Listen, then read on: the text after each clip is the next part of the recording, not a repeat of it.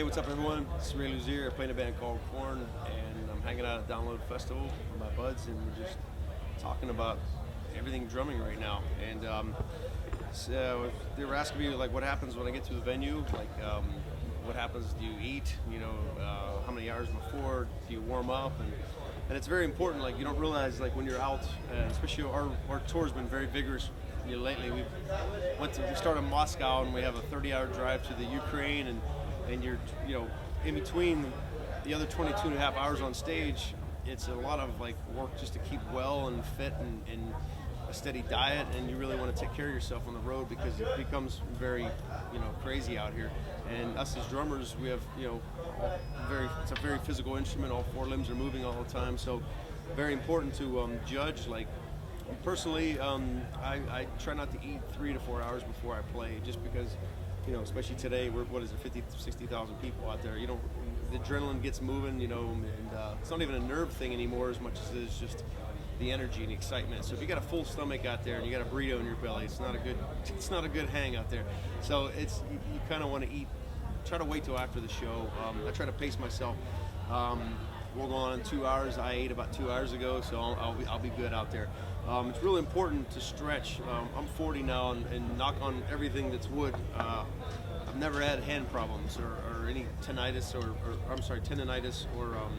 carpal tunnel or anything like that. So very thankful for that. And I think a lot of it has to do with steady regimen of warm-ups that I do. I do a lot of triplets and flams and 16th-note patterns, like where just really simple stuff like back from the marching corps days. But I might just take something and do like a 16th note pattern, and then I'll hold the stick nice and steady and accent every note on the 16th note. So I might always tap a foot to give yourself independence. I might go 1E and 2E and 3E and 4E and 1E and 2E and 3E and 4E and 2E and 3E and 4E and 1E and out 2E and out 3E and up 2E and a little back to the left hand.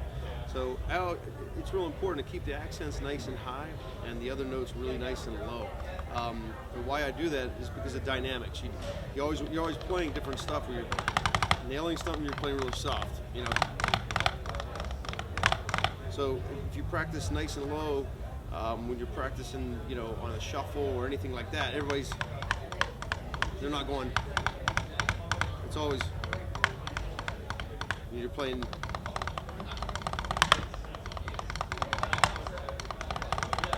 Different dynamic levels all the time. So I do really basic, simple exercises like that 16th pattern, and then I'll throw those all over the kit. Like maybe I'll just do one hand, 1 foot rolls. I might play.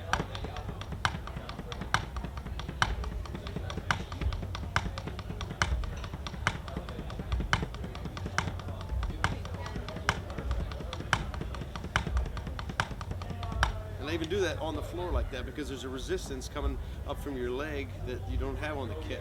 And sometimes I'll even play into a pillow and not a pad just because there's no resistance. And then when you get to your kit, it feels a lot better and a lot more fluid. So always like hold your sticks properly. I see a lot of guys and they're gripping really tight, or everyone has different techniques, But I'm really into the molar technique. Where you start, like you treat your arm like a whipping motion. So everything's coming from the shoulder. It's like a giant whip, like this. And if you ever see me play with Korn, it's very hard and big. I hit really hard, but I'm very relaxed. Like my sticks are coming back and hit me in the back almost every stroke. But I'm very relaxed when I play. It's so. I think that absorbs some shock too. If you're holding onto your stick too tight and you're hitting something, eventually something's going to go wrong in your hand. So if you're nice and fluent and you practice nice, the way your arm's supposed to go, and you're not doing anything crazy, or you're coming inside, or you're trying to, play something your arm doesn't move, then you'll be okay. So always remember that, you hard hitters out there, and even the softer hitters, just the way you grip. I'm always into the molar technique where the first knuckle right around in here, I grab onto that, and then I use the other fingers to manipulate. So I'm always doing this motion. Always. So it's kind of like the swan neck, if there's an imaginary string pulling your wrist up, letting it go, like that. That's pretty much my whole technique and everything I do. So if I'm playing doubles,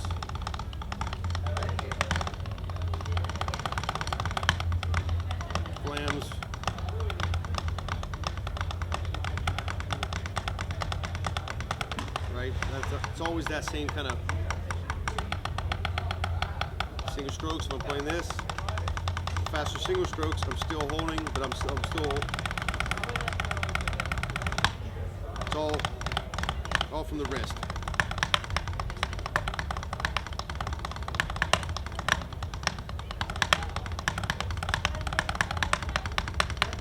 Everything comes from the wrist. I try to be as fluent as possible and as clean as possible.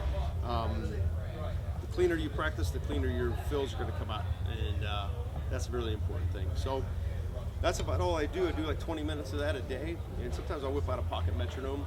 If you guys are having problems with your timing out there, it's the bass player, guitar player saying, "Hey, you're speeding up the chorus," which is probably true for most of us. It helps to pull out a piece of crap, a little pocket metronome. It'll help you out. Put it on 60 and start at 60 and do some really simple exercises, and then move it to 80, 120, back to 100, back to 140. If you're in a blast beat band, 220, whatever you're doing, So, but it's important, like, because that thing is, it's not human. Our hearts are all beating at different times. The metronome is a machine, and it doesn't lie, so it's letting you know exactly. And a lot of you guys out there today are playing with the click track live, and that's even harder.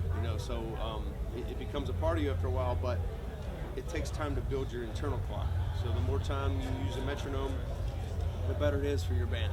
So don't use it 100% though, because a lot of the guys get stuck with the click, and then they can't play without it. So that's just as equally as bad. So I'm about a 60-40 split guy. I use it about 60% of the time, 40 without. So, at the end of the day, we're timekeepers, so it's very important. If you want to get a job, I'd much rather hear someone play Back in Black very efficiently than some blast beat going 800 mile an hour. You're going to get more gigs playing Back in Black, trust me. This is Luzier, signing out. Peace.